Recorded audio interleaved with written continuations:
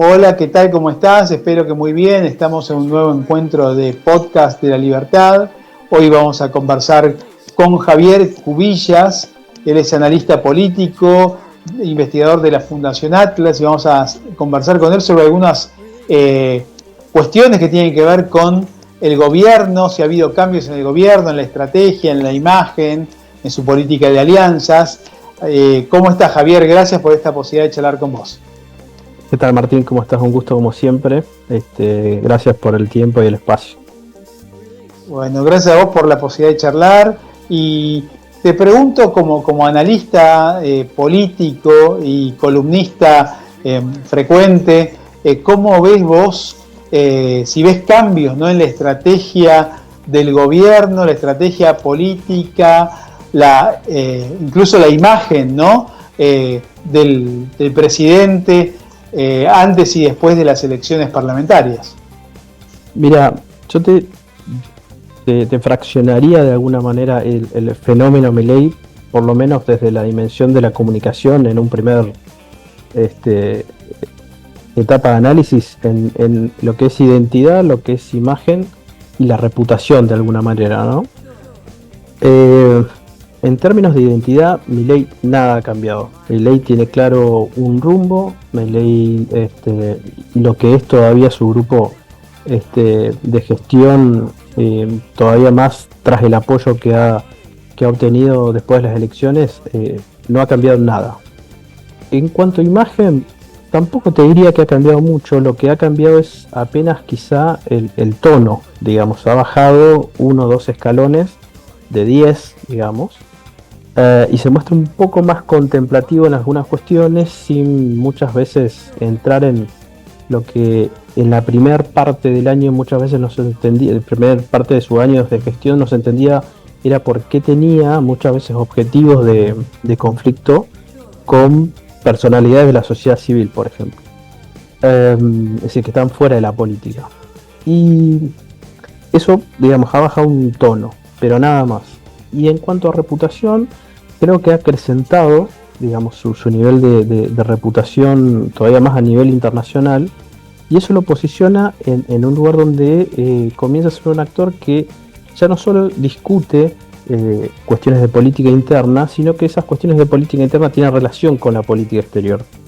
Entonces lo interno y lo externo comienza en algún punto cada vez a ser más difuso, y esto es sumamente claro para muchos, y para otros no, pero digamos es un hecho, es un fáctico, digamos, claramente que está ocurriendo.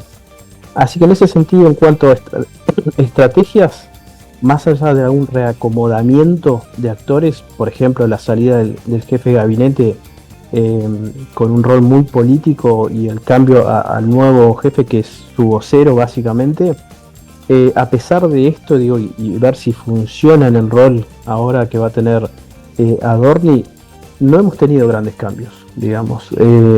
Hemos tenido cambios de nombres, pero en cuanto al diseño que tiene el Estado que él busca, por lo menos en el nivel nacional, y en cuanto a la narrativa, no hay grandes cambios. Y te consulto respecto de su poder neto, ¿no?, político, de implementación de reformas como las que se están debatiendo ahora a nivel reforma laboral, impositiva, previsional, si ha incrementado su masa crítica y a la vez ha abierto sus brazos, por decirlo de alguna manera, a actores cercanos para construir mayorías a nivel parlamentario, incluso a nivel gobernadores.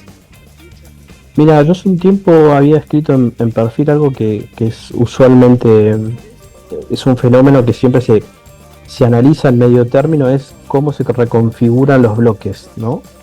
Desde mi perspectiva, claramente hoy comienza a jugar un rol todavía más importante los jefes de bloques parlamentarios. Y en ese sentido, de alguna manera, el buen resultado que ha tenido en la elección legislativa, más el acompañamiento que en principio le va a dar el PRO, con algunos actores de peso en la Cámara de Diputados por un lado, y la confirmación de la presidencia de Menem, digamos, ha de alguna manera sostenido en esa Cámara, o ratificado, si se quiere, en esa Cámara, cierto poder relativo, ¿no?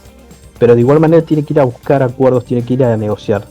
En donde sí hay un cambio que se nota y donde vamos a ver hasta dónde logra desarrollar capacidad de gestión, en el sentido de lograr tener los votos necesarios para sacar leyes, es en el Senado.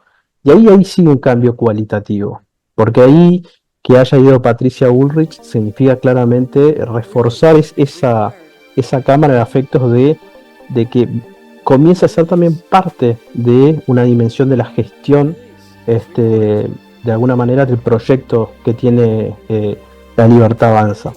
Así que creo que tiene actores, sí, con capacidad de negociación, con capacidad de diálogo, lo cual muchas veces, como siempre digo, una cosa es lo que se dice en los medios de comunicación, otra cosa es la que se dice en el propio recinto, y otra cosa es lo que pasa claramente en la arena política, en la gestión del lobby, digamos, diario y cotidiano.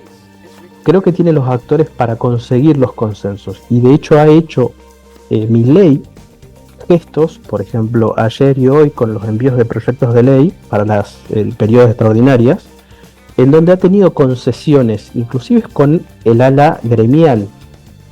Esto no implica que los gremios se van a volver, obviamente, violetas, para nada. Ellos van a mantener su identidad, van a seguir manteniendo su cuota crítica, su cuota de movilización y demás. Ahora, han tenido gestos como para intentar que algunos diputados, por lo menos en una instancia, como siempre se requiere en el Congreso, para dar viabilidad a que los proyectos se traten, es decir, que tengan los números suficientes para que haya un dictamen de mayoría y uno de minoría, para que haya un orden del día, para que eso llegue al recinto con el mínimo necesario, para que haya una sesión ordinaria.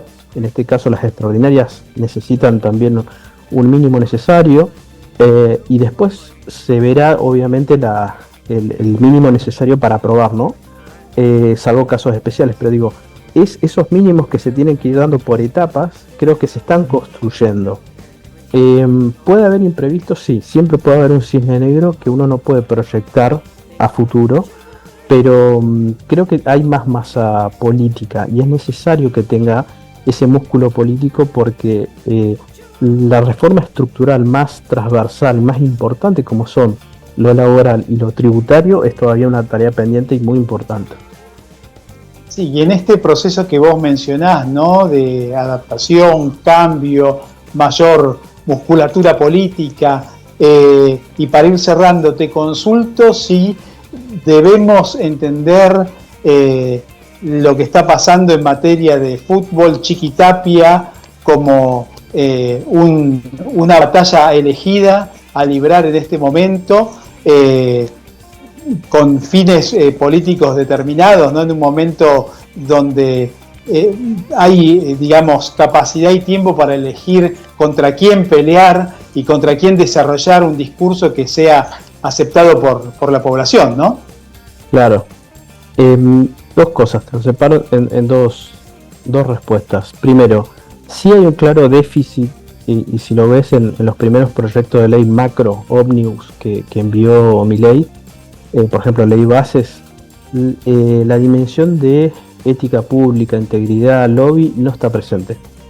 Y cuando digo esto no hay actualizaciones que deberían darse en materia de leyes de ética pública, código de ética pública, datos personales, integridad, como llaman hoy, en términos más novedosos, y no se ha reformulado ni se ha mejorado, por ejemplo, la función de la Oficina Anticorrupción.